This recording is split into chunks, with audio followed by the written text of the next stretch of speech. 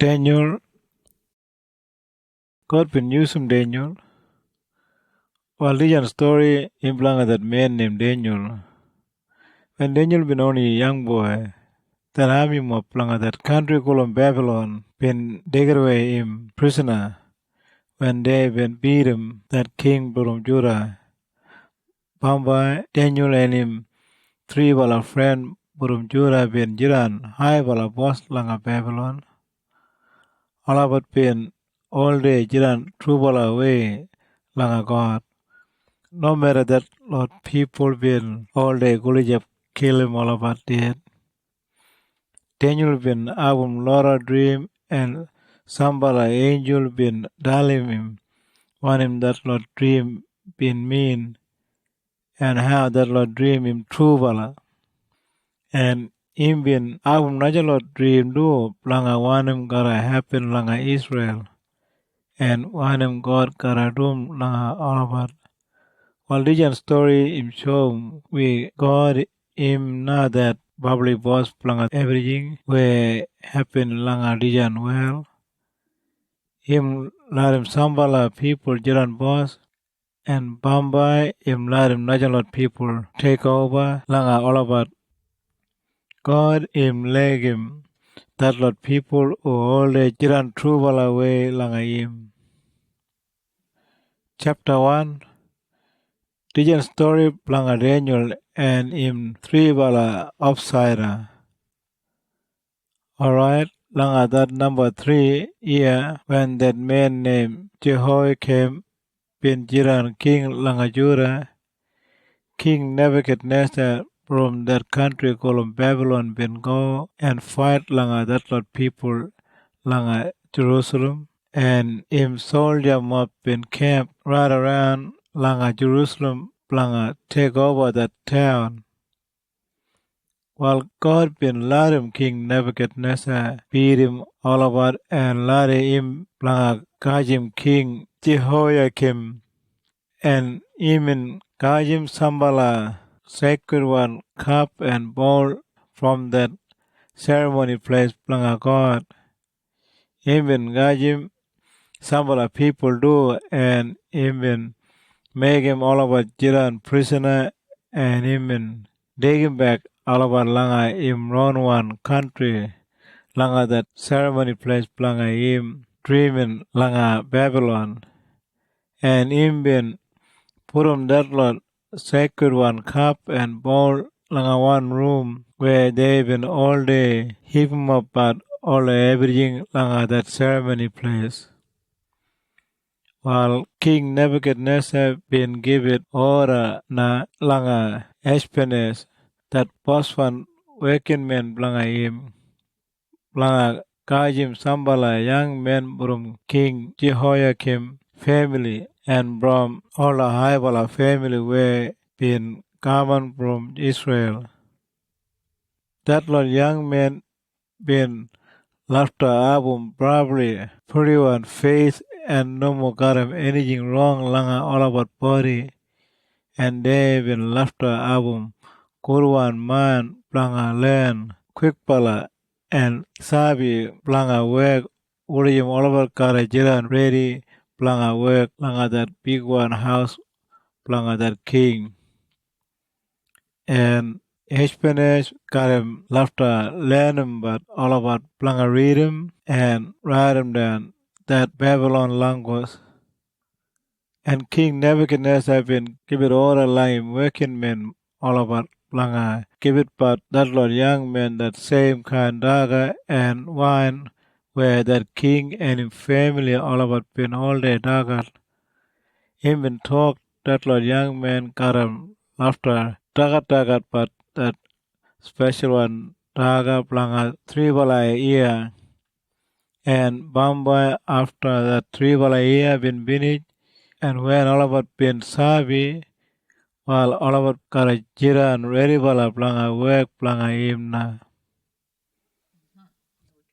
while from all that lot people they been pick 'em up some bala young men and they been pick 'em up Daniel, Hananiah, Mishael and Israel do.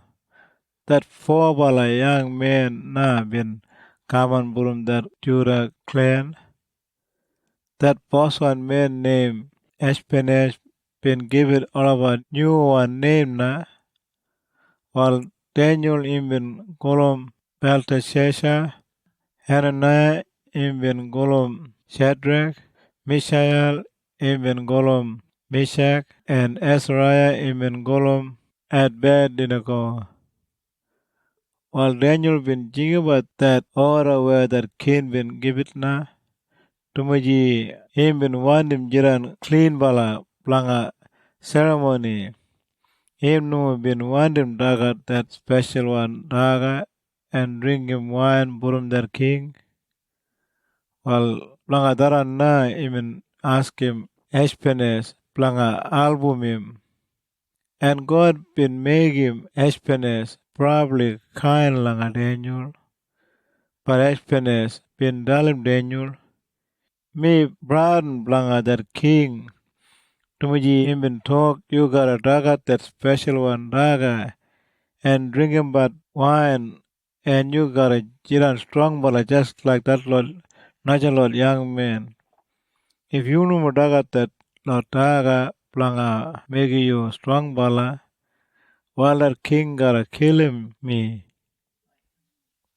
While Daniel been go langa that man langa all about na Espinet bin purum im there langa mandum but Daniel and in 3 bala offside and Daniel been talk, boss, you gotta test him but malabat for 10 bala day and you no give it malabat any beef langa dagat pat. You gotta give it Malabar only seed daga and fruit daga. Malabar number one them drink him bar wine.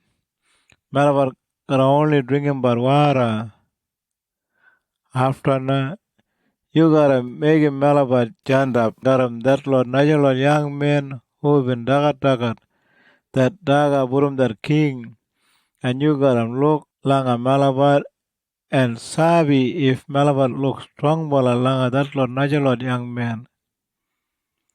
While that regiment been larum alabat blanga dum taran blanga 10 bala day. While when that 10 bala day been finished, alabat been look more strong bala and good bala langa that Lord Najalor who been daga that daga purum that king. While from that time na that boss no been give it all about beef blanga dagat and him no been give it all about that same one daga and wine where that king been all day dagat part. While God been give it that Lord for bala young men good bala mind blanga sabi doom all kind thing and even make him all about clever bala blanga reading but and God been make him Daniel clever bala and him been give it him more good one mind blanga dalam but people that lot meaning blanga all about dream. After na when 3 bala year been go past, Ashpenaz been degim that lot young men langa King Nebuchadnezzar na. While that king been talk langa all about whole lot but Daniel, Hananiah, Mishael, and Ezra they been sabi more langa that lot Najalot men. While our king been pick him at that 4 bala na blanga jiran working men blanga him.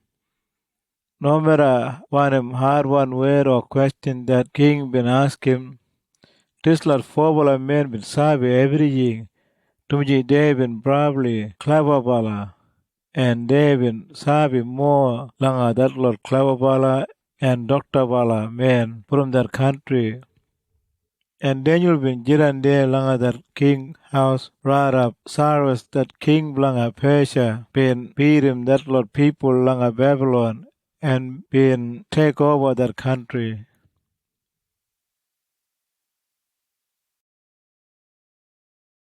Chapter 2. Nebuchadnezzar been have a dream. After longer that number 2 year when Nebuchadnezzar been Jiran king, he been have one but a dream. Well, Nebuchadnezzar been up with that dream. Even make him worry that much and him never been sleep good way. Well, King Nebuchadnezzar been jingat long that Lord. Clever ball and Dr. Ball man belong a coming and dally him one that dream mean. When that Lord Clever ball and Dr. Ball man been coming and jand up lead along that king, well that king been dalal but na. Me brabble no pinji to my have dream. And I want him of Karadala me one of that dream mean. Well, that Lord Clever and Dr. Ball man been answered that king, got him that Aramaic language. They been talk, hi bala boss, melba one you got a jiran oligi jawan. Well, you dalam melba your dream na, and melba dalam you want mean. Well, that king been dalalaban. Well, Trubala can dal him up that dream, but I want him you up, dalam me that dream and want him mean. But if him up can dalam me, well, man kwaken man alabar have to kill him up, and leave him up half and half, and beat him up house. But if him up dalam me that dream and want him mean, well, I gotta give it to him up all a good one, everything, and make him a probably high bala. Well, him up dalam me na, one of that dream and one him mean. Look at another king been talk.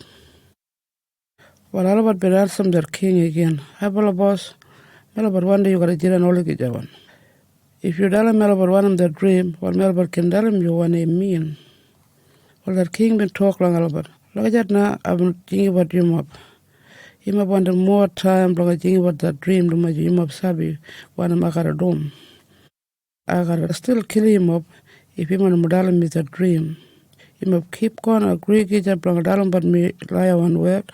To my same time, him up reckon I gotta change my word.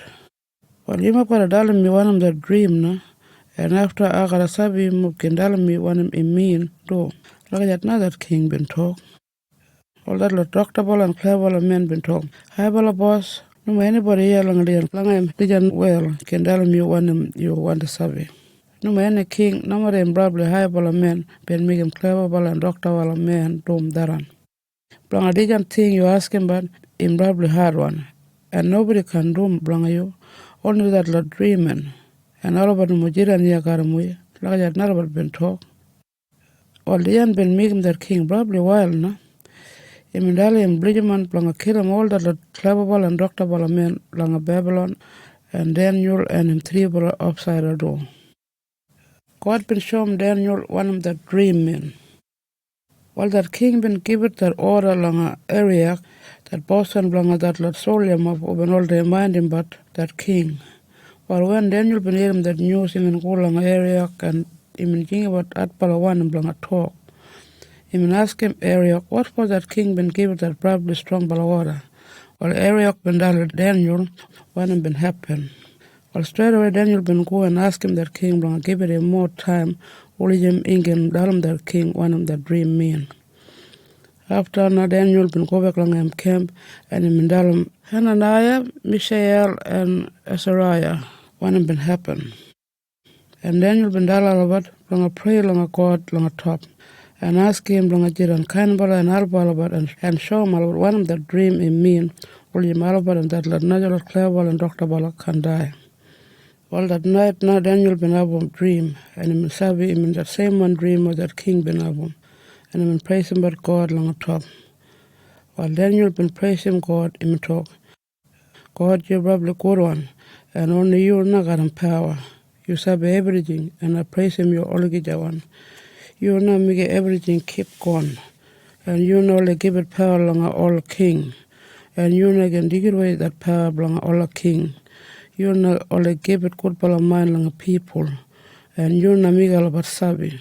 You show people that like probably secret one thing. You sabi want to get along a dark power place. And only you know all the jiran karam light. You probably high bala. And you know God along a mind grandfather map. You been give it me good bala mind and make me strong bala. You been answer my prayer and been show me about one and blang dalam that king. I praise him you Bablo and give it your thanks. Like I not Daniel been praise him God. Daniel been dalam that king the dream and one him and me. Well Daniel been go back long area na and Daniel been dalim. You know mo kill him that lot man. You dig me long that king and I got a dalam that king one him dream mean. Well, straight away, Ariok ben digim Daniel long a king Nebuchadnezzar, and Ariok ben dalam that king. Probably high bala boss. I've been finding one but a Jewish man who can tell you that dream. While that king been asking Daniel who they been call him Belteshazzar. Trouble you can tell me my dream and when in me in it. While Daniel been answering that king. Probably high bala boss. No matter anybody here probably clever bala blanca tell you that dream. No matter any clever bala and doctor bala man sabi. But on the God now, what general in heaven can show me secret one thing. Him never give you that dream, blanca dalam you one of gotta happen bamba. Well, did I know gotta dalam you that dream? You've been able when you've been sleep. God been giving you that dream and him show me do that same one dream. Hi bala boss, did you dream been come along me do? Well, you can sabi one of that dream mean. Hi bala boss, did you know that dream you've been able? You will look that probably big one dream in shape been done of leader along you. Him and probably bright one and him and probably shine one. And him and make him you probably broaden long looking at pot. Long I'm head him and probably cold one. And long I'm brisket and him binga him and probably silver one. Long I'm bingy him and copper one. And him leg develop in iron one. And him foot develop in half iron and half that mud call him clay. Well, when you been still looking at pot, when will a big one stone been bullet from that big one hill. Nobody even touched him that stone, but him been bullet on top of that iron one and clay one foot, and that big one stone been bits him of the toe of foot. Straight away that iron one, clay, copper, silver, and gold, along of that big one dream in shape been bullet and bits up. No anything been done, I mean just like that where the wind been blowing along a hot one day. That wind been blowing a whole lot now, and no more been looking anything, yeah. But after that, and that stone been grow and grow more big one right up him and just like probably big one hill where been covered him up and well. Hi bala boss, that another dream you been having. Well I gotta tell him you one of that dream in mean. You another probably big one boss, long all another lot boss. God no hold the jiran long heaven been making you jiran boss one. And been giving you power and been making you strong bala. And high bala all Jim everybody respect long you. He will make you a boss long all the people long the well. And boss long all the animal and bird. You know that boss one. And you just like that golden one head. And Bombay after you, that not one king got a jiran. But him can jiran high bala like you. Bombay then number 3 king got a jiran. Just like that copper one bingy part. Him got a jiran boss long all the country. And the Najawan king, the number 4 king, got a come on Bombay. Him got a jiran probably strong bala, just like the 2 bala iron one leg. Just like iron where can beat him up anything, or like that no, that king got a beat him all the Bastaman king. If you look at 2 bala foot long your dream, where Albert been half got him iron and half got him clay. Rian it mean that the country belong that king can jiran 1 bala anymore. Some of the people belong to that country got a jiran strong ball just like iron, and some of the people got a jiran weak one just like clay. And another one meaning to belong that foot were half iron and half clay. That lot boss one belong to that lot country got to try making himself probably strong one. Some of the boss one family got a married belong to that another boss one family. All Jim Albert got a jiran strong ball. But Albert can jiran measurement belong a long time. Just like iron and clay can jiran measurement. High bala boss, you will look how that stone been break from that big one hill where nobody no been touch him. And how that stone been hit him and beat him of that big one dreaming shape where Albert been making from iron and copper, clay and silver and gold.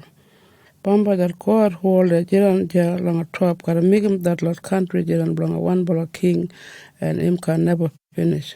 Najalat king and boss one can beat him and him gotta finish him up all over and after him gotta jiran all the one. Well high bala boss, that high bala God been telling you one him gotta happen Bombay. I've been telling you one of that dream and that meaning and I've been telling you all the trouble one word. Like that not Daniel been talk. That king been give Daniel all the good one anything. Well, King Nebuchadnezzar been brought down him head and worship long Daniel, and him keep it order long him working men mob, long make him ready that lot sacrifice and offering long Daniel. That king been talk long Daniel. At God planga yo im probably big one lang all najala dreamin. Im na that boss planga all a king. And im na can show him that meaning planga all a secret one thing. Asabu dijan to majib and me the dream and one him and mean. Well, after another king been make him Daniel probably high bala. And him give it him all a special and everything. And him make Daniel jiran boss lang that country Babylon and all a town ja.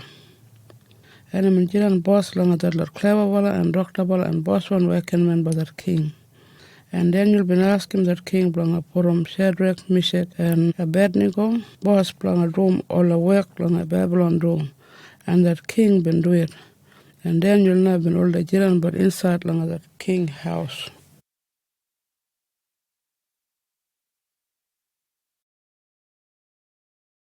Chapter 3. Nebuchadnezzar been given order langa everybody planga worshiper that gold one dream in shape. Alright?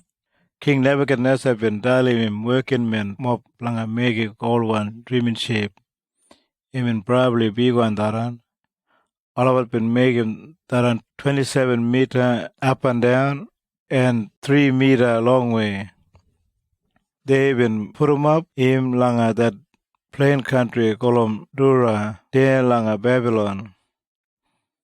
And that king been give it order na langa all that lot high wala working men and all najalot boss one working men planga Babylon planga kaman mijimit Amen dalam all about planga kaman planga that special one ceremony planga that dream in shape where King Nebuchadnezzar been make him. While when all that lot working men been majormap misal planga that ceremony and been joined up leader la that dream in shape, one bala man been jingat probably art palana. You more people purum everywhere. You more talk all kind bala language. When you more hear him that lot long one whistle, and after that guitar and all another lot music gotta start, while straight away you must gotta put 'em down, you must face langa ground and worship that gold one dream in shape where King Nebuchadnezzar been make him. And if anybody no more put 'em down all about face and worship that gold one dream in shape, well somebody gotta chuck him langa that big one fire straight away. While when all that lot people from everywhere been hearing that lot long one whistle and that music, they been all put 'em down all about face and worship that gold one dream in shape na. That lot three bala upsara blanga Daniel no been do it. While langa that time na some of the people from Babylon who no been legim that lot Jewish people been talk no good bala word blanga alabat. They been dalam King Nebuchadnezzar. Hai bala boss, malabar wandim you kara jiran, oligi jawan. You been give it tijan order. When anybody hear him that music start, him gotta put him down in face langa ground and worship that golden dream in shape. And if anybody no more doom lagajat, well somebody gotta chuck him in langa that big one fire. While you been putting sambala Jewish people boss planga Babylon, that lot Shadrach, Meshach, and Abednego. While that lot no more been doom wanim you been wandim all about planga doom. High bala boss, all about no more worship all a different dreaming, and all about no more been put 'em down all about face langa ground and worship that dreaming shape where you been make him. Lakajat na they been talk. While that king been get wild na and even give it order langa bring him that three bala men langa him straight away. And when they been gaman, that king been talk langa that three bala men. Him true bala you must know want him worship man dream in shape. And you must know been put him down you must face langa ground and worship langa dijan gold one dream in shape where I been make him. Ain't it? Well, I gotta give it you another one chance. When you hear him that music, all that long one whistle, and that guitar and all another lot music, well, straight away, you gotta put him there and you face long a ground and worship that gold one dreaming shape. If you want no more doom lagajat, well, you gotta burn long that big one fire. You reckon any dreaming can save him, while Shadrach, Meshach, and Abednego been talk. Hi, bala boss. Malabat no more try planga save himself. Malabat work planga God. If him want him can save him Malabat from that big one fire and bring your power. But if him no more save him Malabat, while you serve him Malabat can worship you dream in shape. And Malabat can put him down Malabat face langa ground and worship langa their gold one dream in shape where you been make him.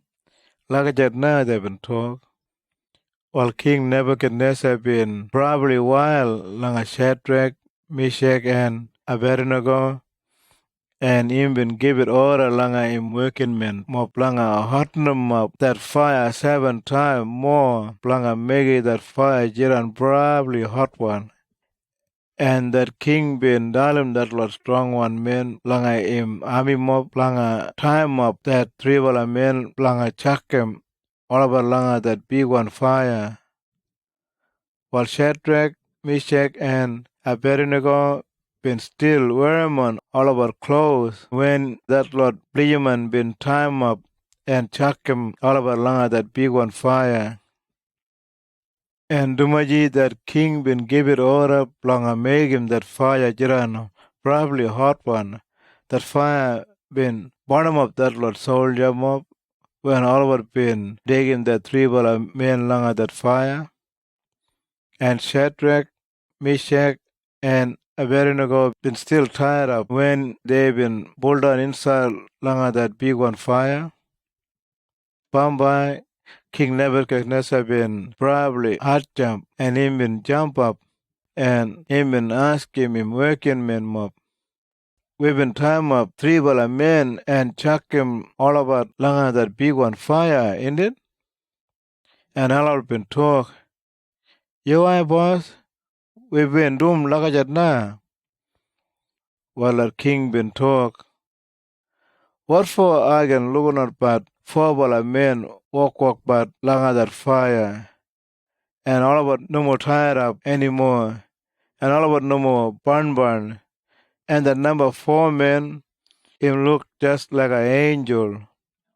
While King Nebuchadnezzar been go little bit kulijab langa that doorway where that fire been burn but, and him been jingat langa Shadrach, Meshach, and Abednego. Working men, planga that high bala God, you must come out. And all have been come out straight away. And all that Lord working men planga that king, and all a high bala boss, and that Lord another Lord working men mob planga that king been coming mijimit na planga look that Lord 3 bala men who numu been burned langa that fire. That Lord here planga that 3 bala men numu been burned najing, and all about clothes numu been burned, and all about numu been smoky one. Well, that king been told, praise him that God planga Shadrach, Meshach, and Abednego. Him in jandim him angel planga save him all about. Tumuji they been believe and trust him.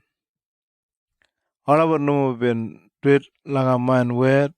All about been reckon him more better planga give it all about life. Tumuji they no been want him put him down all about face langa crown and worship langa man dream in shape. Tumuji all about been only believe langa all about wrong one God. And langa dalan na adalam all yumo who jiran langa man country and all a different tribe and that lot who talk different one language do. If anybody talk nugut pala way planga that God planga Shadrach, Meshach, and Abednego, while I got him left a man working men mo planga punish him. All about gotta break him up, him bone and leave him half and half, and all about gotta beat him up all about house. No more any dreaming shape can save him people like a region God, like another king been talk. While a king been make it that three bala men blanga jiran more high bala was langa Babylon.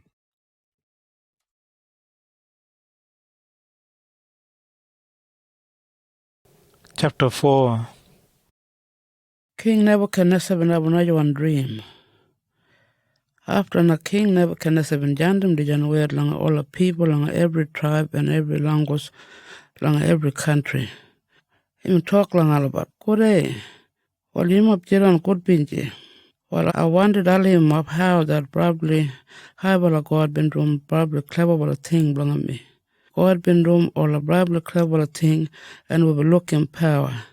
Him got him lot of power blanga doing clever bala thing. God na jiran king and him na kar jiran boss oligi jawan. Well, I've been jiran but kod bala way langa man big one house and I've been having but that much energy. But I've been broadening him a little bit when I've been having one dream. Well, I've been jandem word langa all man clever bala and doctor bala men blanga kama langa me ulijim alabat gendala me one that meaning blanga the dream. But when alabat been coming and I've been dala alabat my dream, alabat no been dala me one that meaning blanga the dream. After that Denyul been coming. I've been calling him Belteshazzar, that same name blanga my dreaming. That spirit blanga that God blanga Denyul been all the jiran karim. Well, I've been telling him my dream. I've been talk. Belteshazzar, you boss langa all a clever bala man. Lumaji asabi that spirit blanga your dream and him jiran garam and you sabi all a clever thing. Well, you telling me one it mean. Did you another dream? When I've been sleep, I've been album did dream. I will look big one tree langa middle langa did well. It mean grow and grow really big one. It mean grow right up along the sky, and everybody along all the country been looking. That la leaf been probably 41, and I mean have a big small fruit daga. Now along everybody along all the country along a dagat. All the wild one animal been sleep underneath along that shade, and all the bird been making nest along that tree, and all the people and all kind animal do been dagat that fruit from that tree. When I've been still asleep, I've look one by the angel been come down from top, looking at but lang everything. And him talk at bala. Cut him down the tree and cut him full of bushes. Take him out all the leaf and check out all the fruit dog. Hand him all the animal from underneath lang the tree and all the bird from that lot bushes. But leave him that bottom part and wrap him around him, cut him iron and copper right around. And leave him jail lang that lot grass. The young man got a jail and like that long 7 years. Him can't think about like all the people. Him got a think about like that lot animal.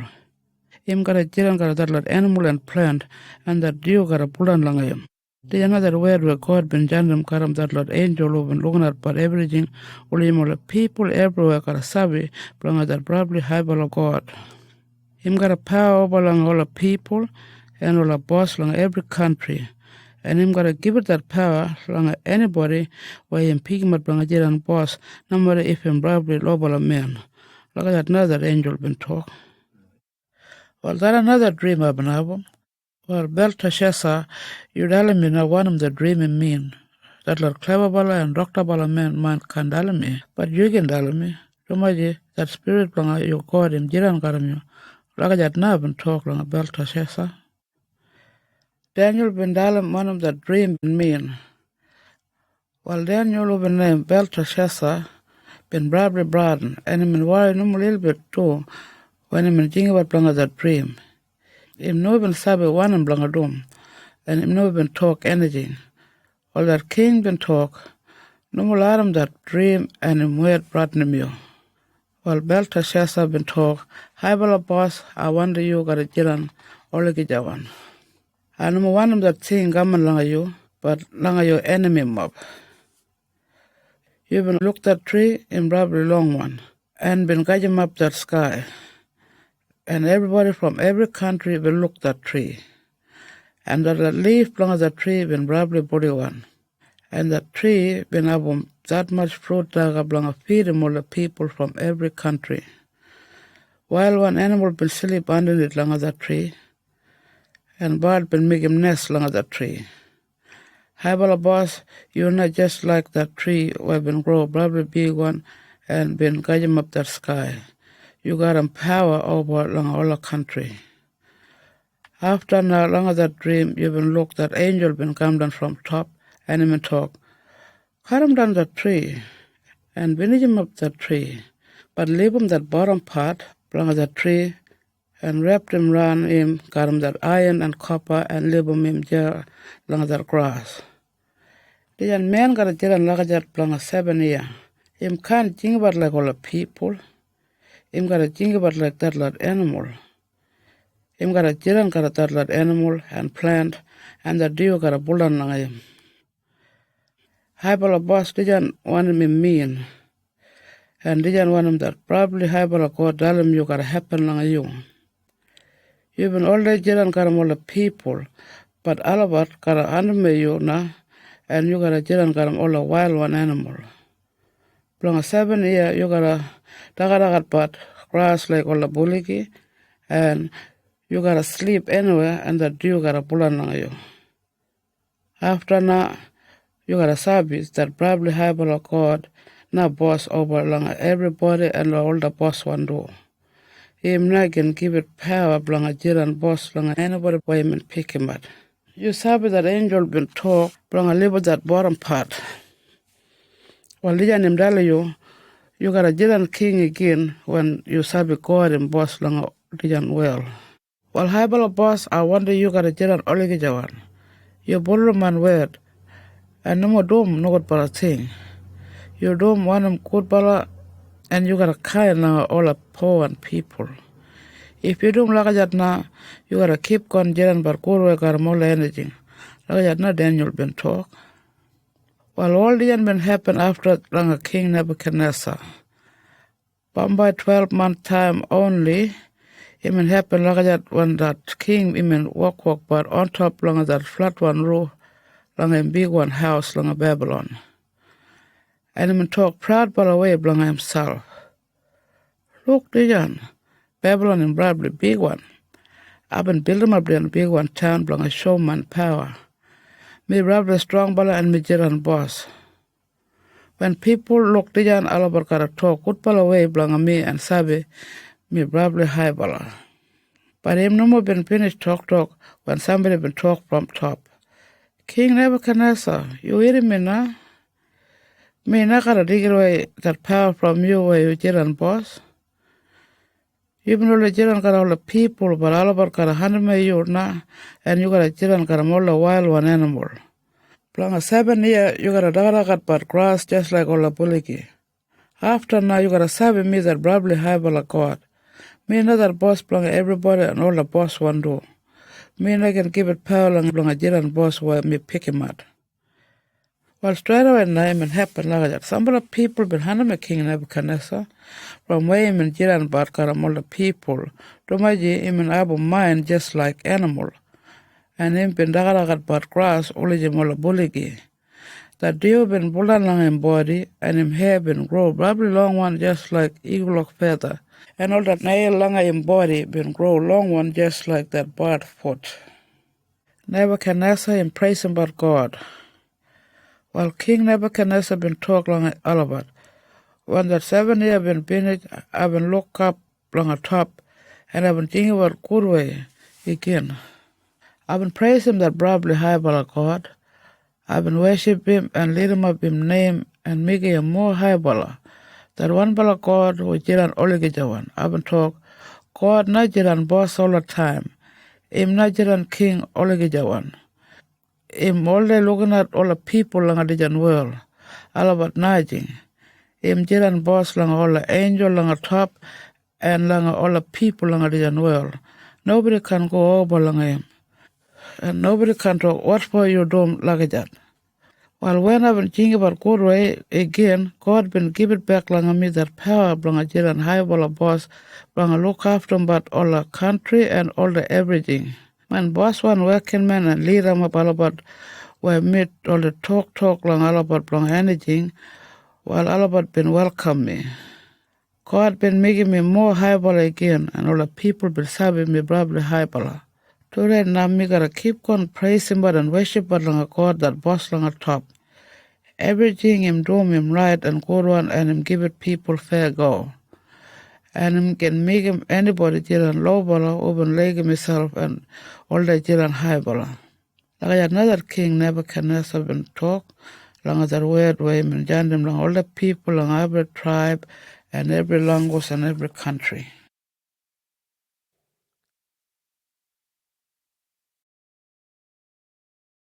Chapter 5. Belshazzar bin Abumpari. After a long time, Belshazzar bin Jiran king langa Babylon, and all that Lord Najalor country. Even ask him but big mob high wala people langa common la party, and all about been drinking but wine, mijimit. When all about been still drinking but wine, King Belshazzar been telling him working men mob langa bring him up langa him all a gold one and silver one cup and bowl where him daddy Nebuchadnezzar been guard him from that ceremony place langa Jerusalem. That king been wanting that Lord cup him and all him high wala people and all him wife can drink him gotten that Lord cup. Straight away Oliver been bringing up that Lord gold one cup and bowl, and they've been all drinking about wine now. And Oliver been praising about Oliver dream in shape. They've been making garam gold, silver, copper and iron, wood and stone.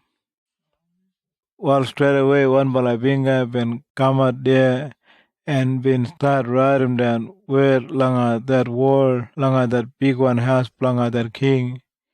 Even there now, where that light from that Lord lamp been jiran bright one, that king been look that binga when him been riding but, and that king been proud no a little bit, and him dubala knee been shake but, and him dubala leg been jiran probably weak one. Him in jinga langa somebody langa bring him up all a clever bala and doctor bala man. When Oliver been coming now, that king been talk langa Oliver.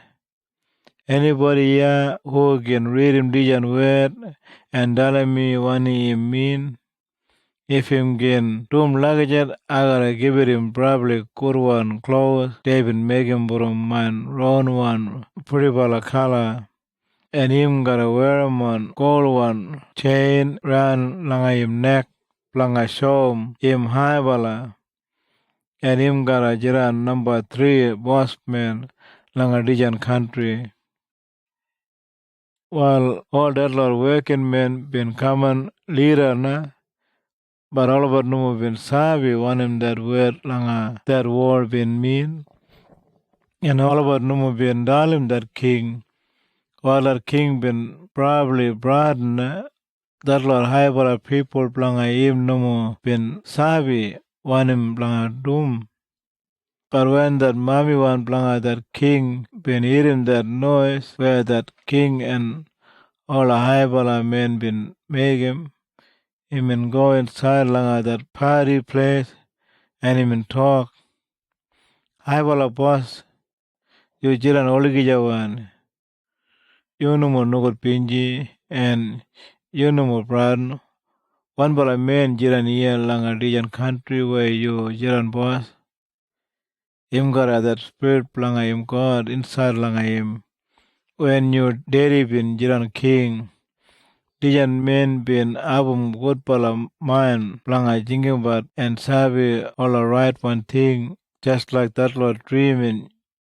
Your daddy, King Nebuchadnezzar been make him that man boss planga all a doctor bala and clever bala man. Him got a probably good pala mind and him sabi probably way planga dalam on him that meaning planga any dream and natural clever thing do.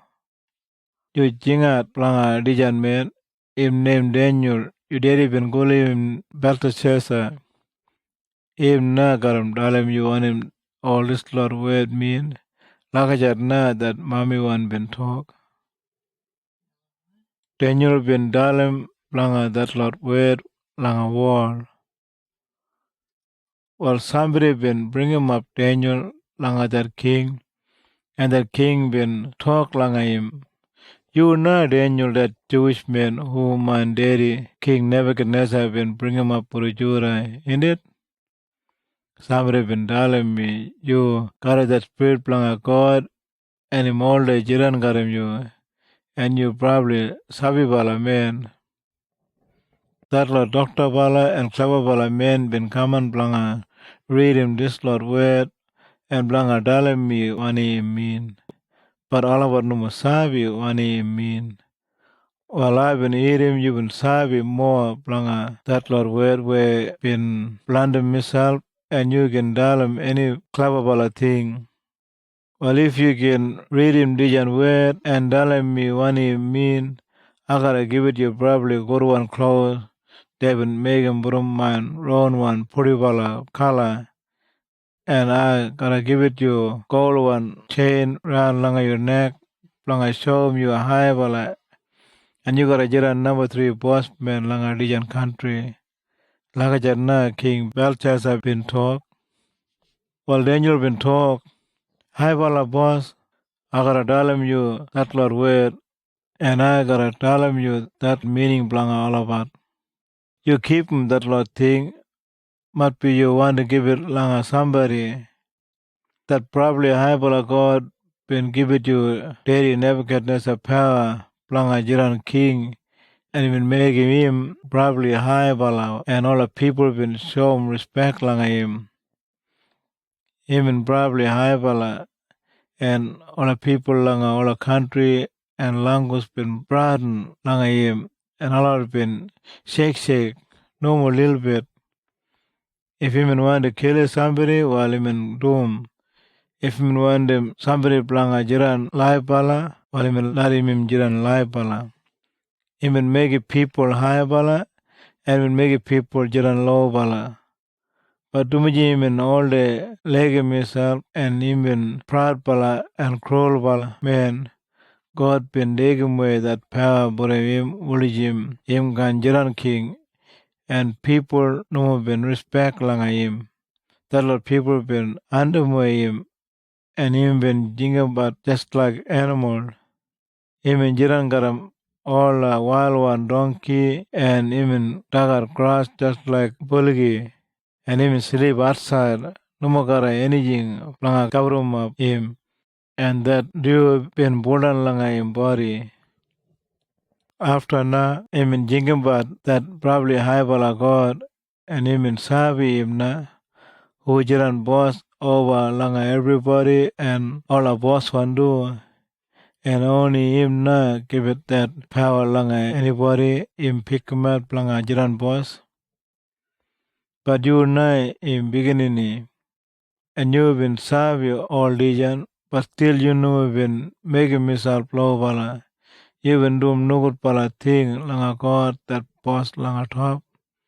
You been using that Lord cup and bowl from that ceremony place langa him langa Jerusalem. You and I and all the high bala boss one and all our wife planga you been drinking but wine from that Lord cup, and you must been praising but you must run one dream in shape where you must been making from gold, silver, copper, iron, wood, and stone.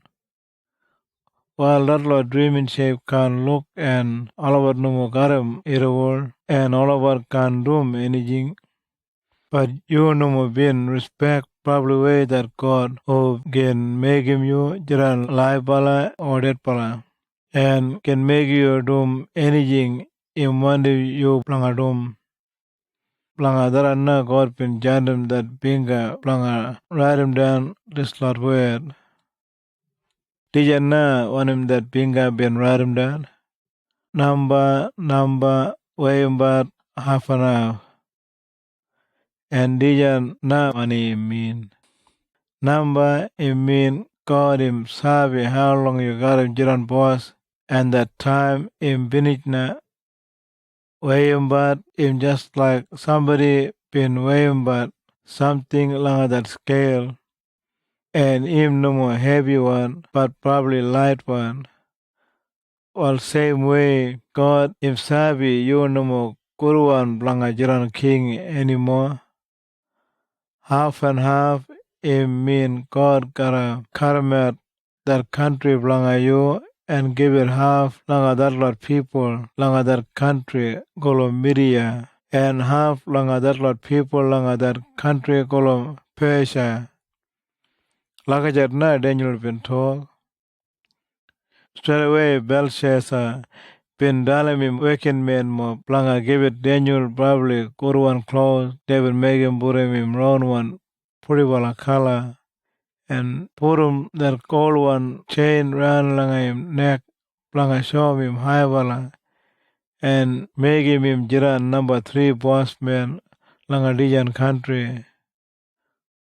While langa that same night Naya somebody been kill him dead Belshazzar, that king langa Babylon and that Lord Najalot country. And the rise from Midian been take over that country and him been jiran that new one king where him been 62 year old.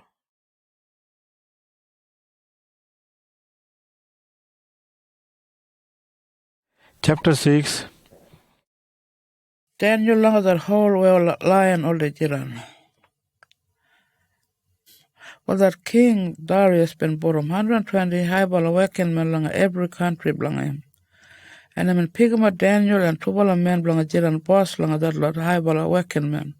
And blanga look after him but everything blanga that king. Well, Daniel been doing probably good one work more better langa all that lot najal high ball awaken man. Tumaji imen probably good one working man.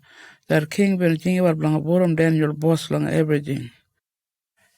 Well, that Naja double awakenment and that lot high ball awakenment been try find them no good but a thing, blang all that lot thing what Daniel been doing but long that lot country. But they never find them anything wrong. To my Daniel been good one and him no more been to anything no good one and him no more been dalam but liar one word. Well, they been all talked kijana. We can find them any no good but a thing blang Daniel where we can dally that king. But maybe we can find him way, blanga, make him break him that law, blanga, that king. To make him always keep him that law, blanga, him God. Well, Albert been calling that king, na, and Albert been talk. King Darius, you probably high pala boss. Melabot wonder you got a jiran oligajawan. Melabot and all the najalat waken men hold the work blanga you, been reckon you now gotta give it probably strong bala word where everybody gotta keep him. You gotta make a strong ball of order from a 30 day where nobody can ask him anything from any dreaming and no more ask him anything from any man, but only from you now. If anybody can take notice longer than word, they gotta check him longer that whole where all the lion, all the jiran but. While you, King Darius, you make him the law and you gotta put him your mark longer that paper and him gotta jiran longer that na. That law belong all the people belong Media and Persia, and Albert can't change him. Well, King Darius been making that strong ball of order and him put him mark on that paper. Well, when Daniel been here him and put him mark on that strong ball of order, him go back long him camp. Long him room that window been facing long Jerusalem way. There now way him and all they pray long that open one window. Him kneel down and pray along God.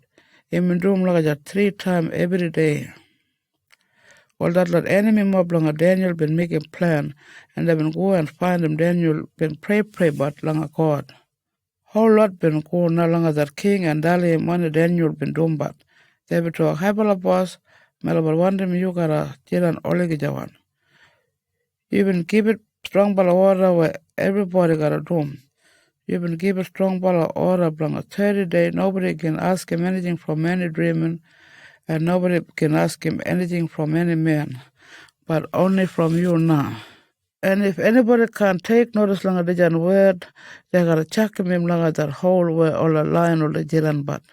While him true bala ended, well that king been answer malabat. You why there are another strong bala order langa that trouble country, Media and Persia, and Alabat can change him. After Alabat been talk langa that king, hi bala boss, you sabi Daniel that man from Judah ended? While him no respect langa you, boss, and him no do it langa that strong bala order langa you. Him and pray but langa him God 3 times every day. While when that king been hear him daran, him and probably no good pinje. To much him and leg him Daniel that much. And him no been want to put him langa that place all the line or the jiran. And him and try langa find him way langa albo him. Him and keep on try right up Sangoran time. After now that man been come back langa that king and Albert been talk langa him. I bala boss, you sabi that law you been making langa that Tobala country called Media and Persia, and nobody can change him any order where you been making him.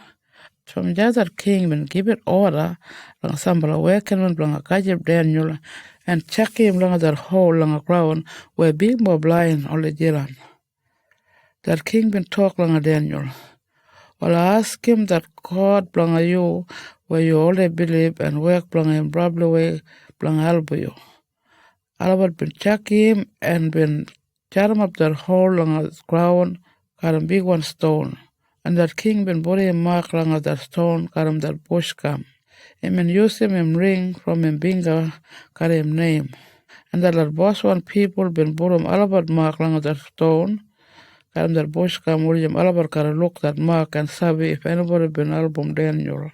While that king been go back langa him big one house and him no been sleep and him no been daga and him no been want anybody blanga dance spot and sing but blanga make him happy. While the next day that king been get up and him go quick ball along that hole where Daniel been jalan karam that lion.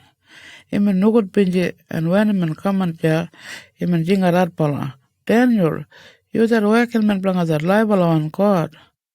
That God you all the worship but him and save him you from that lot lion? Well Daniel been answer him, hi bala boss, I want him you got a jalan oligi jawan. God never jande him angel blanga make him that lot lion jalan quiet one, only malabar can add me. Him and doom dijan duma jim and sabi, I know been doing anything wrong. And I know been doing anything wrong langa you, hi bala boss. Well, that king been probably good pinji. And him give it order long and working man albert blanga pull him up Daniel from that hole where that lion been jiran. Well, Albert been pull him up Daniel na, and Albert been look that lion no been add him, naji. To my him trust him but long God. After another king been give it order blanga kajim all that man who been talk no good pal away blanga Daniel. And they been check him Albert and Albert wife and beginning him up inside long that hole where that lion been jiran. Straight away that lion been jump and kajam Albert and got Albert whole lot. After the king Darius been write him down letter along all the people from every country, tribe and language. Him talk good him up. I want him up long a jiran good binji. I dalim him up everybody along all the country where I jiran boss gotta respect probably that God blanga Daniel. Him not that libel on God and him not jiran boss only jawan. Nobody can beat him and him power can never finish. Him save him an album of people, him do clever thing on the top and on a dijan ground. And everybody been take notice. Him save Daniel from that line. Like that King Darius been talk long that letter. Well, Daniel been jiran habala boss one long that time now when Darius been jiran king, and now that time when Cyrus, that man from that country called Persia, been jiran king do.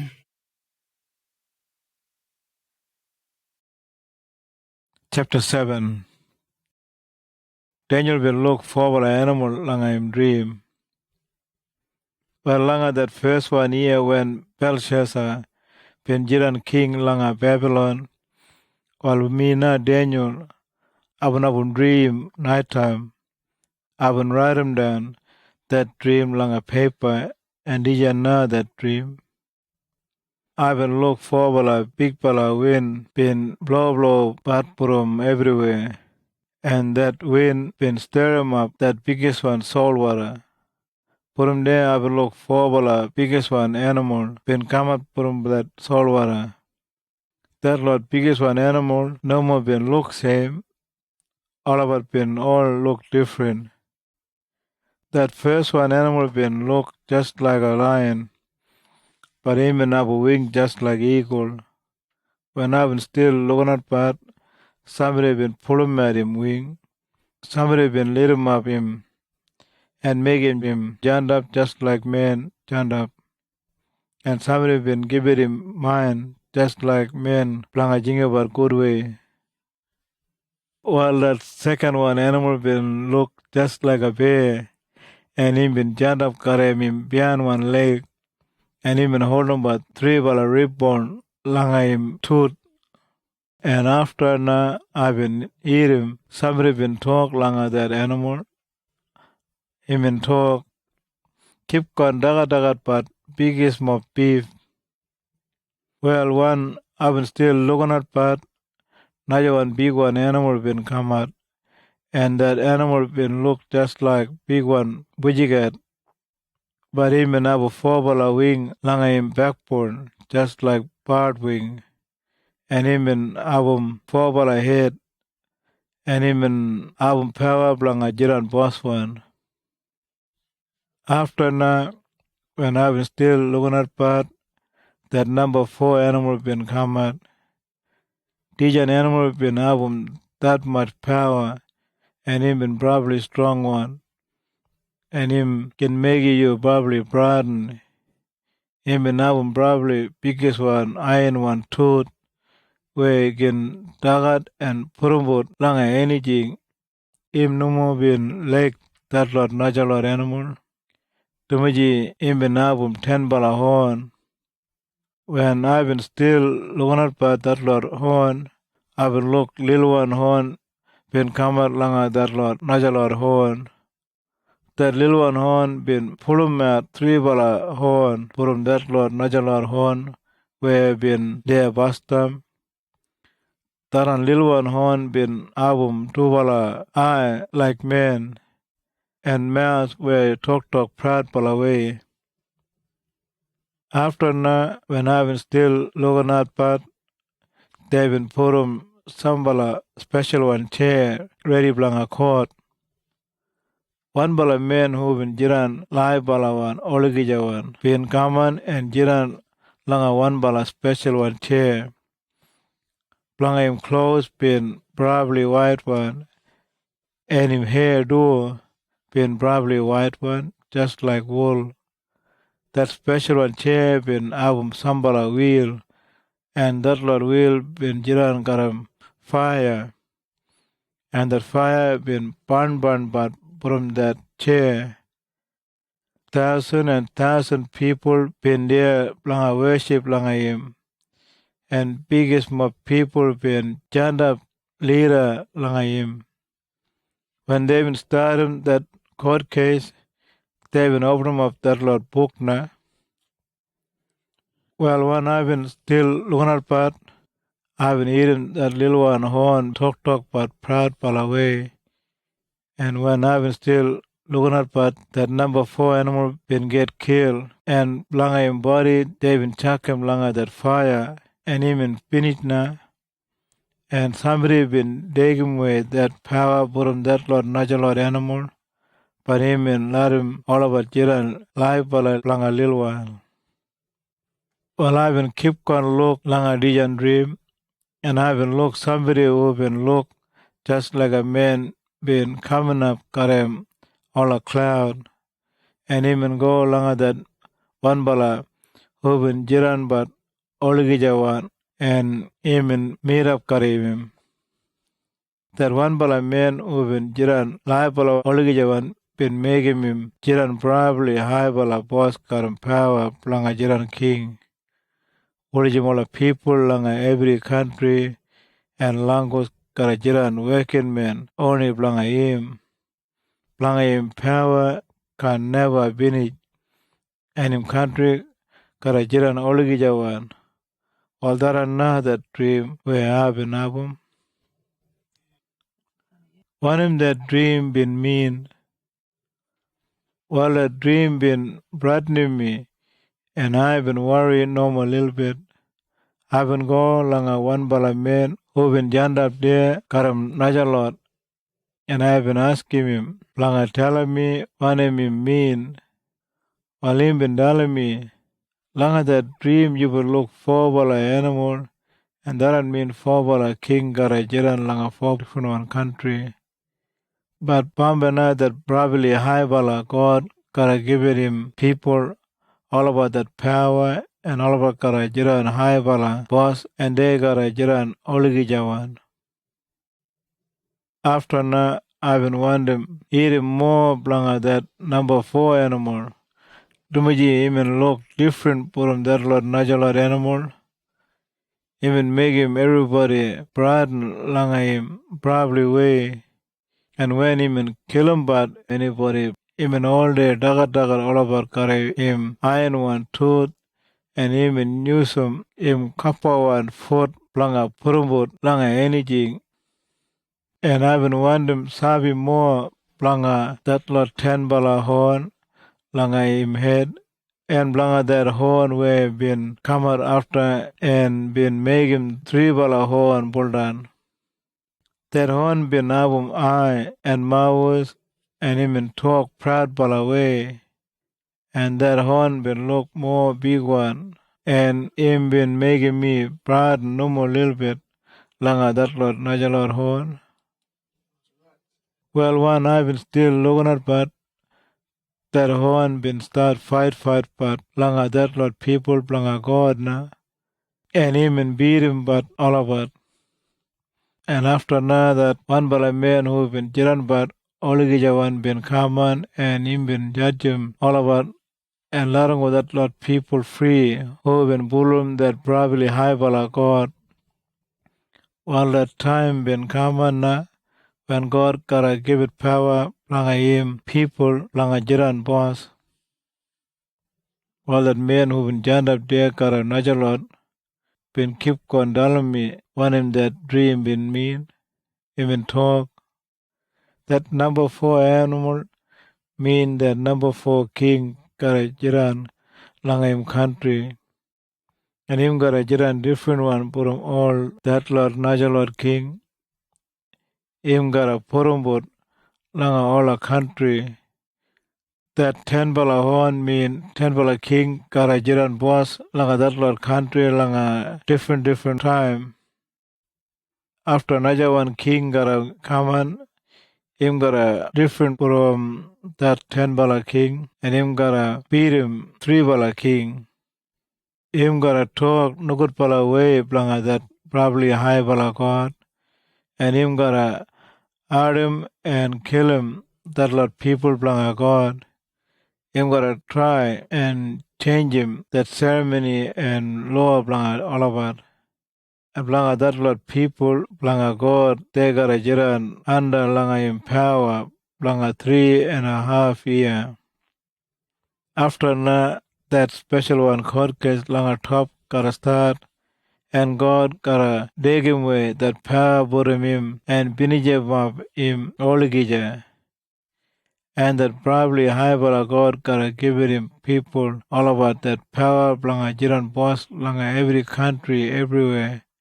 That power blanga all about can never finish and all a boss one blanga every country gotta jiran working men blanga all about and they gotta treat blanga all about. Lagaja na that man been talk. Well, Tara na that dream, I haven't brought no more little bit, but I know been tell him anybody blanga dijan.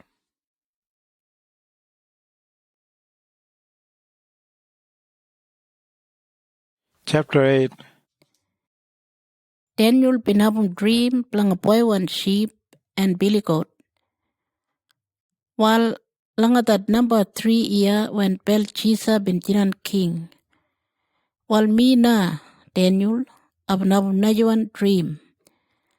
Langa that dream ablook misal janda langa that town kulum Susa, langa that country kulum Elam. That town binabum big one wall right around langa him. Abin janda one side langa that river kulum Ulai. And jana biluk boy one sheep bin janda one side langa that river. That big one sheep binabum two bala long one horn. One bala horn bin probably long one. And more new one langa that naja one horn. When I've been still looking at but that big one sheep, imin horn him anything, cranky pala way langa Sankuran way, and langa north way, and langa south way. Numa any animal can stop him, and alabat can get away from him power. Imin do anything imin want him, and imin make himself high pala. While when I've been thinking about what him dijan mean, one bala billy goat been come quick pala from Sankuran way. Imin come quick pala and tarlat food planga him no been touch him that ground. Imin have one pala probably big one horn langa middle, langa him two pala eye. That billy goat been coming up straight langa that boy one sheep boy up a look. Imin jump up one side langa that river. And that billy goat been run langa that sheep, got him all in power. I've look him and fight langa that sheep. That billy goat been probably wild, and him jump langa that sheep and break him up that tubala horn langa that sheep. That big one sheep no been have any power langa fight back langa that billy goat. That billy goat been chuck him down that sheep langa ground, and him purumbut that sheep. And nobody been strong pala langa album that sheep. While that billy goat been making himself more high pala. And when him in Kiran got him that much power na, that biggest one horn blanga him been break. And four bala big one horn been come out. And whole lot been pointing but different way. And from one bala horn, one bala little one horn been grow. Even have power langa south and sunrise way and langa that promised country, kulum Israel. Imin grow probably strong pala, langa fight langa dolat army, langa top, and langa dolat star, and imin chakam dan sambala langa ground, and imin purumbut langa alapat. Even mo been take notice langa God, that probably high pala boss, langa that army langa top, and imin stop dolat sacrifice, where they been make him every day langa God, and imin make him nukut that ceremony place. All the people been doing but nukut pala thing ja, and alapat no been give it that Kuruan sacrifice offering every day, and then we been pullum that trubalawan word blanga God. That horn been just doom everything him and want him. After na we need him one pala angel, been ask him najo an angel. Him and talk. You said that dream, then you'll be nabum. Well, what time you reckon they gotta start give it but the Lord sacrifice offering blanga every day? What time you reckon the Lord nukut pala thing gotta finish? And that horn where purumdan that Lord army blanga happen and that ceremony place, what time you reckon him gotta finish? Well, I've need him najo an angel been answering him na. Him gotta keep on lajigat rara planga 1,150 day. And long all the time they can do that sun get up and sun go and sacrifice. Well after that na they gotta clean him up and have him that ceremony. Planga make him that ceremony place clean one again. That angel Gabriel been dalampat one him that dream been mean. After na I've try planga sabi more one him that dream been mean. And straight away somebody been jant up lira langa me. I've need him somebody been jingat from another side langa that river kulum Ulai. Imin jingat. Gabriel, you tell him dijan man one him that dream mean. And that angel kulum Gabriel been come and jant up one side langa me. and I've been probably brought and I've been pulled out along the ground. Him talk along me. You're only ordinary man, but you got a sabi along that dream. Him show me along that time where Denyul got a pinich. When him still talk part along me, I've been pulled out along the ground just like I've been taking fit. But him touching me and him making me stand up. Him talk, I gotta tell him you what him gotta happen Bombay. To me you caught him probably while that dream him show him at that time where Denyul got a pinich. While that tubala horn at that boy one sheep tubala show me you at that tubala country kulum Media and Persia. That Billy God him show me you at that country where all Greek people jiran. And that probably big one horn iminabum langa middle langa im tubala eye imna that first one king. That forbala horn been come at where that first one been break. Well, forbala country gotta come out from that big one country langa that first one king. But they can nabum that power like that first one king been nabum. Well, when that time im kulijap langa that country gotta finish up. And all the people been probably nugut pala. Ulijim de karabum punishment. Palalabar karabum probably nugut pala king. Him kara all day but one him want him doom. And him can listen langa anybody. And him kara jiran probably cruel palawan. And him kara trick him but all the people. Him kara jiran probably strong pala. But no kara him run one power. Him kara pinich him up everything. Probably way, and him gotta do everything him way. Him gotta finish up all a strong pala man and all that people belong God. Maji him probably cynic in one and tricky pala. Him gotta do anything him want him. Him gotta leg himself and him gotta finish him up. Lot of people no gotta mourning. Him gotta all day mock him but and him can take notice and respect langa God too. But God na kara binijim up that king. Plangataran dream, plangadalat san girapuan and san guran sacrifice, you sabi na. Trubala, him gotta happen. But you can't tell him anybody. Dumijim long time before him gotta happen. Lajigat na Gabriel been talk.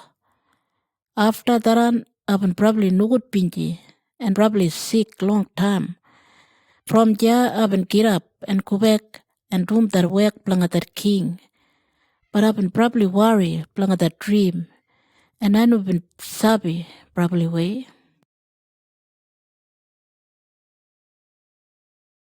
Chapter 9. Denyul been pray blanging people. While Darius been from that country called Midian, and him in that son blanga sexes, and him been jiran boss blanga Babylon. Langa that first year na where Darius been jiran king, me na Denyul been reading about that Lord sacred one book, and I been thinking about one him Yahweh, that true God been dalim Jeremiah, that special one messenger blanga Jerusalem, and how that town got a jiran bits up one blanga 70 year. And I been pray probably out for langa God that high bala boss, and I been put him down my face langa ground, and I know been dug out any dagger, and I've been wearing sick bag one clothes, and I've been jiran langa ashes. Tumuji Malabat been probably sorry blanga that Lord nugut pala thing Malabat been doom. I would pray langa Yahweh that true bala God blanga Malabat, and I've been own up blanga all that Lord nugut pala thing Malabat been doom, but I've been pray God or you na boss, and you probably high bala, and Malabat gotta respect you probably way. You probably true bala one langa you strong one promise, and you keep on legim that lot people who legim you and doom money you dalam alabat planga doom. Malabat bin doom nugut pala thing, and malabat probably nugut pala, and malabat all day doom but wrong thing. Malabat bin give it backbone langa you, and malabat bin go malabat wrong way, and numu bin doom wanim you bin show malabat you want to malabat planga doom.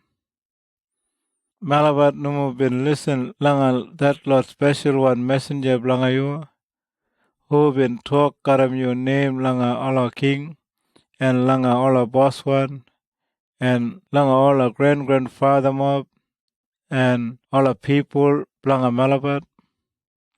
Boss, you all day doom money him right, but malabat probably shame misalb na. All that Lord who jiran langa Judah and langa Jerusalem, and all Israel people who jiran langa long way country, and all that Lord who jiran gulijab, malabat probably shame dumiji malabat numu jiran true balal langa you, langa malabat king and malabat boss mob and malabat grandfather mob numu bin shame langa dum ola nugut bala thing langa you. Yahweh, you jiran probably kind bala and sorry bala, and you let him go malabat free. No matter malabat bin give it backbone langa you, malabat numu bin listen langa you. When you been dalam malabat langa dum but everything langa that Lord law, where you been give it malabat through langa all a special one messenger langa you. All the Israel people been breaking that Lord law langa you, and all of no been do it and listen when him you been talk.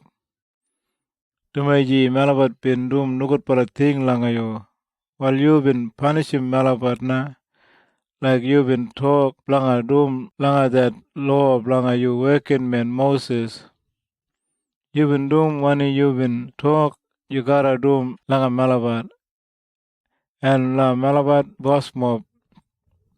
You been punishing Jerusalem more langa all a country langa dijan well. Lakijat na you been punishing malabat where you been talk langa that law langa Moses. But still today malabat numu been try langa make him you good pinji, and malabat numu been leave him that no good pala way, and malabat numu been pullum that true pala way blanga you. You na Yahweh that true pala God blanga malabat been ready blanga punish him malabat, and you been doom tumiji you all day doom one him gurwan, and malabat numu been take notice langa you. Boss, you've been showing your power when you've been taken away you people all about from Egypt, and Malabat still jing about that power blanga you dire, but Malabat been doom nugut pala thing. Boss, you've been minding but Malabat from long time, while you no more keep on while langa all the people langa Jerusalem anymore. Tumuji im langa your town, there langa your sacred one hill. All the people langa all the Kulijap one country, all the Mokambat Jerusalem, and they all the Mokambat Malabat. You round one people all about. Malabat bin dum but nugut palating, and Malabat grandfather mob bin dum nugut palating do. Yahweh that true bala God, you hear him dijan prayer planga mine. Me jingat langa yo. Your album Malabat planga build 'em up that ceremony place planga yo. Where been finished long time. Ulijam everybody karasabi you na God. God you hear him Malabat. You hear him Malabat and you look Malabat na. Malabat all day abumbat that much trouble. And you look that lot people were abumbat our time langa that town. Malabat pray about langa you. While Malabar can't ask him you too much Malabar good bala, but Malabar can only ask him you too much you probably kind bala. Yahweh, you eat him Malabar. Yahweh, you let him go Malabar free from Malabar nugut palawe. Yahweh, you eat him Malabar and you do him good pala thing planga Malabar. You gotta come on quick pala planga album but Jerusalem. And this lot people planga you. Ulujim everybody gotta sabi you na God. Lakajat na Daniel been pray langa God. Gabriel been dalim one in that special one where been talk.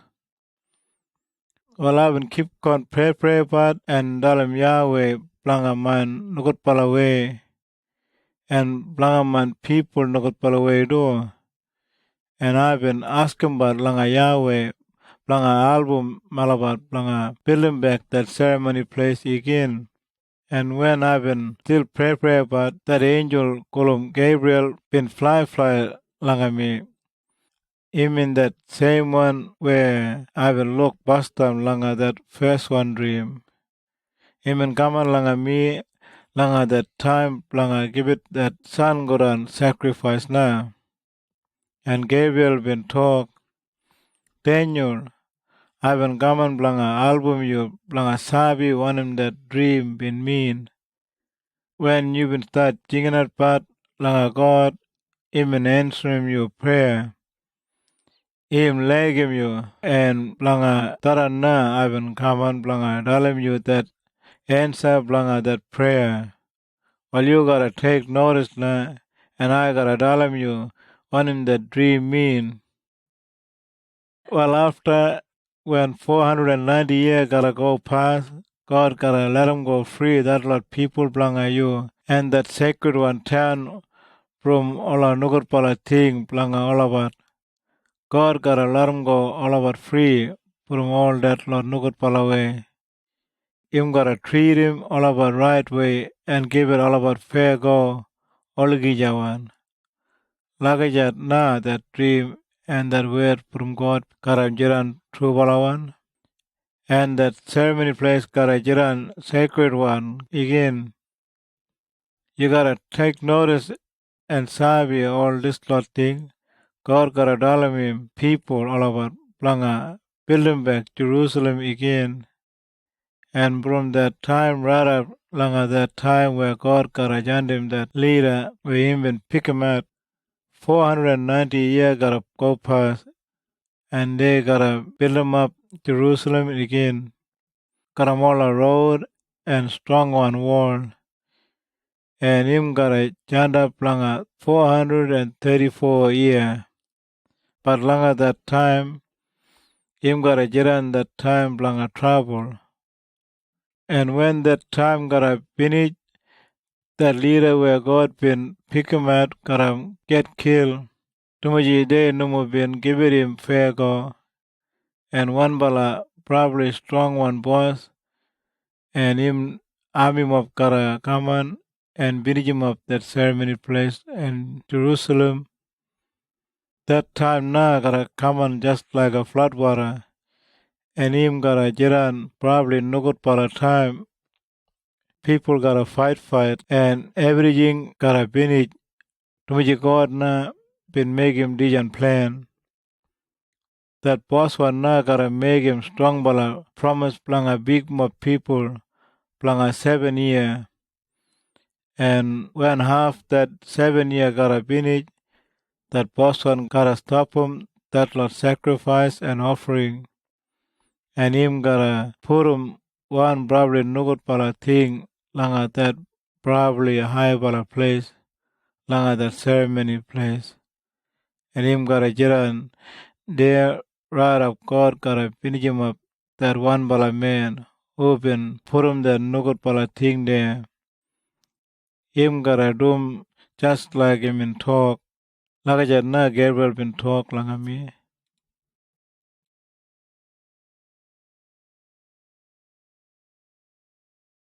Chapter 10. Daniel binabam dream kulijap langa the Tigris River. While Langa that number 3 year when Cyrus been Jiran king, langa Persia, God been talk langa Denyul through langa Najawan dream. That Naja name langa Denyul been Belteshazzar. That dream been trubala, but he been probably Harwan langa Sabi. After na Denyul been abum Najawan dream, and he been Sabi want him that dream been mean. Well, before abum that Najawan dream, me na Denyul been cry but and sorry misal langa 3 week. Anu been dagat all kan kuruan daga or any beef, and I never been drinking many wine, and I believe my hair anywhere. Right up that 3 week been go past.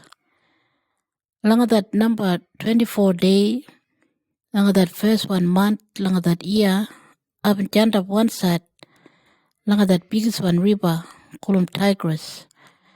I've been looking at langa top, and I've looked one by angel who been wearing one white one coat, and he been wearing one golden one belt, and blanga him body been shine, just like shiny one stone, and him face been probably bright one, like lightning, and him tubala eye been probably shiny one, just like a live one fire.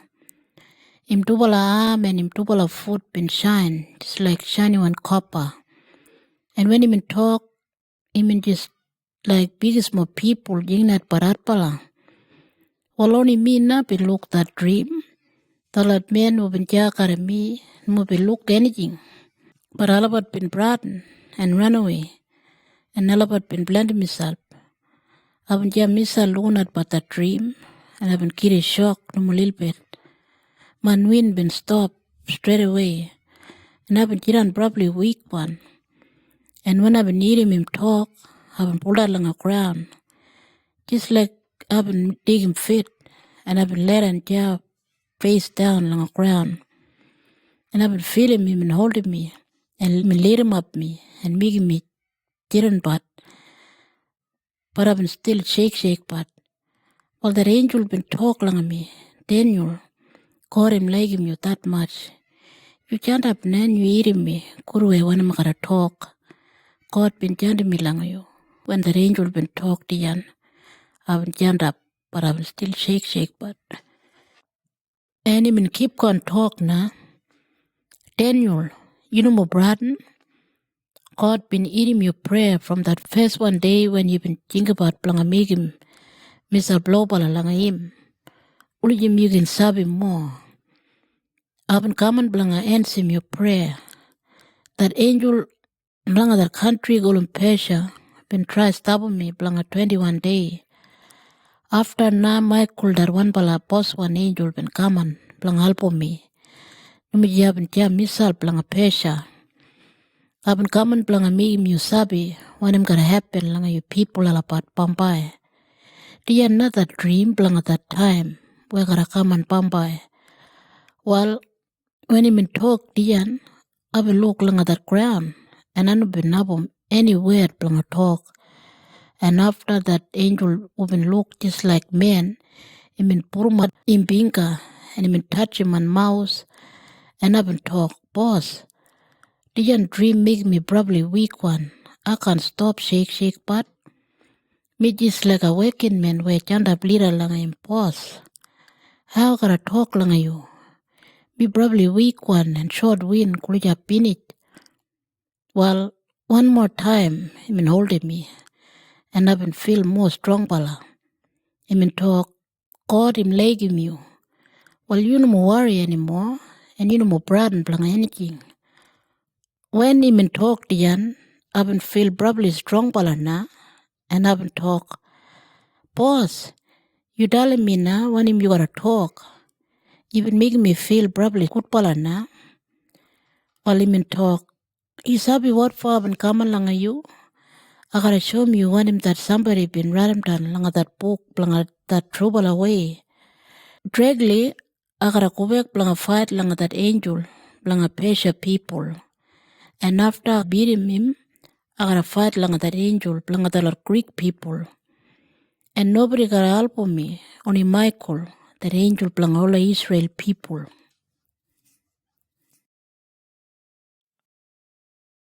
Chapter 11. While that angel been keep on talk, and from that first 1 year where Darius from that country called Midian been jiran boss, while me na been all the album but Michael, and Daniel, one of my gotta dalam you na, true bala im gotta happen. That Tubala country called Egypt and Syria.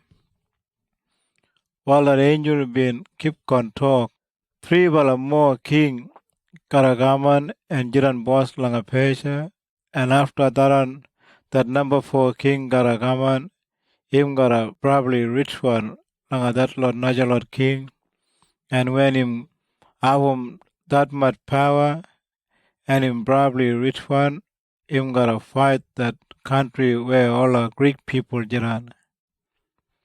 After na, one bala probably strong bala king Karagaman, him got a Jiran boss got a power lang a big mob country, and him got a do anything him want him. But when him Jiran got him that much power, now somebody gotta come on and take over that Lord country and cut him up that Lord country and make him all over Jiran lang a formula group. Najalor king who no more come on him family line kara Jiran boss over that Lord country. But all of our can have power like him and Abum. That king buru Egypt kara probably strong bala, and one bala high bala boss planga him army kara more strong bala, and him kara boss planga probably big one country. Bambai na that king from Egypt kara make him promise karam that king from Syria planga good friend and no more fight kija, and him gotta give it but him Dora planga married planga that king from Syria, Ulejim Dubala can't fight but. But after na they can keep him that promise, and that girl and him husband and him beginning and that Lord working man who have been go got that girl gotta all get killed. Pambai na one bala planga that girl family mob gotta jiran king, and him gotta fight that Lord army planga that king from Syria. Him gotta go langa all about strong bala town, and him gotta beat him all about. Him gotta dig him back langa Egypt that Lord dreaming shape, and all the gold and silver they been give it langa all about dreaming shape. Pambai na after all about been album quite one time langa sambala year, that king from Syria and him army mob gotta go and fight langa Egypt langa take over, but all about can do. And that Lord Egypt people got them way all about and send them back langa all about around one country. But that Lord son blanga that king from Syria got get ready blanga fight, and all about got imagine of missile na biggest mob army, and they gotta go quick pala just like a flood water and fight langa that strong one town langa that Lord enemy. While that king from Egypt gotta get wild, and him gotta go carry him army langa fight langa that king from Syria, and him gotta beat him all about and make all our army jiran prisoner. And that king from Egypt gotta leg him himself, probably way Dumiji him and beat him all about and kill him that much soldier. But that king can jiran proud pala and boss one long a long time. Dumiji that king from Syria gotta go and jingat more men again langa him army, and that army gotta jiran more strong one langa that army where him and Abum Bastam. And after na few years time that king gotta go gotta biggest one army and big mob everything langa fight but. While Denyul that much people gotta fight langa that king from Egypt, and Sambala Nukur para men from your own country Israel gotta fight langa that lot Egypt people. They gotta fight langa all about Dumiji one bala dream they even look, but they can't win. While our king Buru Syria got a majim of missile right around langa one bala strong one town langa Egypt and take over that town. And that was soldier from Egypt got a jiran weak one and can keep on fight, but normally they've been probably a good one soldier. That king from Syria who been fight and take over got from anything him want him langa all about and nobody got to fight langa him. Him got to take over Israel and him got a jiran probably boss got him power langa binijim of that country. And that king blanga Syria gotta go, gotta him army mob and make him promise gotta that king blanga Egypt. That king from Syria and that king blanga Egypt gotta talk kija. And Dubala gotta make him promise. Dubala gotta get a good friend and no more fight kija. That king blanga Syria gotta give it him. Daughter blanga married blanga that king blanga Egypt. Ulijim him can take over Egypt. But that plan can't work. Pamba na that king from Syria gotta fight langa all a country. Saul was aside and him gotta beat him all about. But one bala boss one blanga that army mob from Najawan country gotta beat him and stop him proud bala way. Him gotta beat him that king from Syria and him can jiran proud bala anymore. That king gotta go back langa all a strong one town langa him round one country. But him can win. Najalot people gotta beat him and him gotta win it. While after him na Najawan king gotta jiran and him na gotta jandem him working man blanga gajumbat that much money from him people all about langa all a country where him jiran boss. And no more long time and that king gotta get killed, but him can't get killed langa war. And nobody gotta look him when him gotta get killed. There are one king blanga Syria. While the angel been keep on talk, Bambai na naja one king gotta jiran boss blanga all a country blanga Syria. Him gotta jiran probably nugur pala man who no mo gotta right blanga jiran king. But him gotta come on when nobody can sabi and him gotta take over probably tricky ball away. Him and him army gotta binijim of all a strong one army when all about come and blanga fight blanga all about. And if anybody no more bull him, no matter him that high bala one ceremony man blanga God, him gotta binijim of all about just like that big one flood water, binijim of everything. Him gotta make him promise gotta Najalot king, but him gotta jiran probably tricky bala langa that Najalot king. And him gotta jiran probably strong bala boss one, no matter only little bit people jiran there langa him country. Him gotta take him over all a rich one country, no more gotta any warning. Him grandfather mob no more been dumbat taran. And after him gotta cut him at all a good pala everything and give it langa him friend mob. Him gotta make him plan langa fight langa that lot strong bala town. But that plan can't work blanga him. Him gotta make him missile strong bala and him gotta guide him biggest mob army blanga fight blanga that king from Egypt. And that king blanga Egypt gotta make him missile ready blanga fight back got that much strong bala army. But that king from Egypt can't win. Tumiji blanga him probably one working man mob gotta trick him. Biggest mob soldier blanga him gotta get killed. And blanga him army mob gotta finish up. And after that Dubala king gotta jiran langa that same one table blanga talk. But that Dubala gotta jingubat probably nugut pala way. And Dubala gotta tell him is a liar. Dubala can gajim want him Dubala want him. Tumaji God no mo gotta blada Dubala tum daran.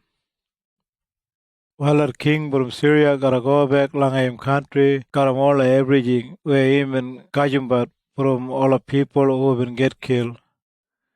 When him traveling back along that road, lang him round one country, him got a jingle plan, lang a stop him that lot people, lang a God from worship at God. That king gotta do anything him want him. And after him gotta go back lang him round one country. Bambai na, him gotta fight, lang a take over lang a Egypt again. But him can't win like that first time. That lot Roman soldier mob gotta come on, gotta boat, and all over gotta fight long him, and him gotta brad no more little bit. After that king from Syria gotta get wild, and him gotta try Blanga stop him that lot people Blanga God from worship but Blanga God. Him gotta do money that lot people talk over and give it back for Blanga God. Sambala soldier Blanga that king gotta make it that ceremony place no more clean one Blanga ceremony. All about gotta stop him that lot sacrifice offering where that lot Jewish people been give it but every day, and that lot soldier gotta put him up that probably no good but a thing langa that table Blanga offering Blanga all the sacrifice. That king gotta dalam but liar, and him gotta win langa that lot people who been already give it back for langa God, but that lot who bullrum God gotta fight back. While all that lot clever one leader langa God gotta dalam all about langa good pala and clever pala way ulijim de gotta sabi more. But langa little while sambala clever one leader gotta get killed langa war, and sambala leader gotta burn langa fire. And that lot soldier gotta steal him but all about everything from sambala leader mob and make him sambala jiran prisoner. That army mob gotta all day give it but trouble langa that lot people langa God. Sambala gotta album all about little bit, and no matter Sambala people gotta join up gotta all about, but they gotta do tricky one thing. Sambala Sabibala leader mob gotta get killed.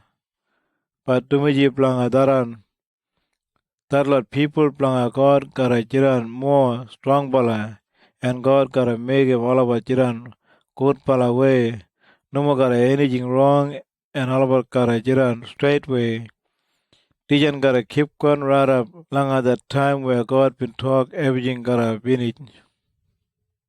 While that king from Syria gotta do anything him want him gotta talk proud pala way langa how him probably high bala langa any dreaming, and him gotta talk him more high bala langa that probably high bala God.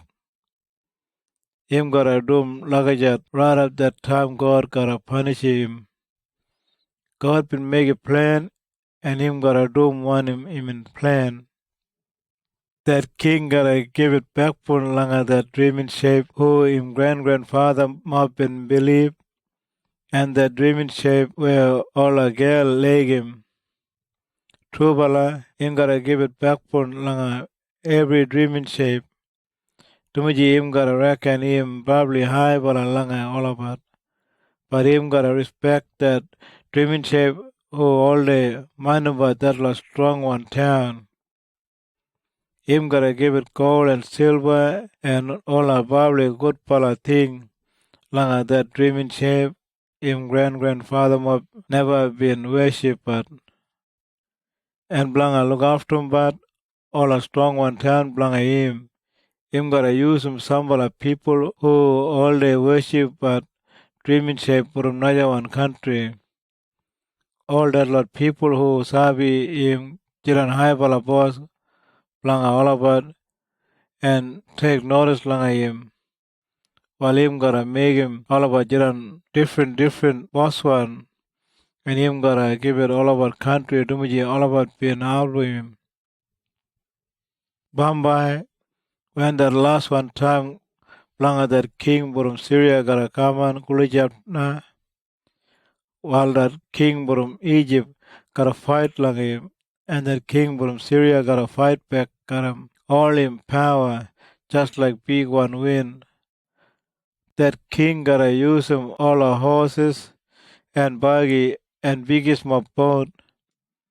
Him gotta fight and take over quick pala biggest mob country, just like that floodwater cover mob country. But him can't take over that Tubala country called Edom and Moab, and only a little bit. No more a whole lot longer that country called Yemen. And when that king got a fight and take over all that lot country, him gotta take over Egypt too. That king gotta take him away from Egypt all the gold and silver, and that Najalot probably good one thing where all of us been hiding, but him gotta fight and take over Libya and Ethiopia. After that, him gotta get him news from sun get up way and north way. And him gotta probably broaden, and him gotta fight probably wild way and kill a lot of people. That king gotta put him up in tent one side langa that Solwara, Kulijap langa that big one hill where that ceremony place langa God jiran. And there now him gotta die, and no more anybody gotta jiran there langa album. Like na that angel been talk.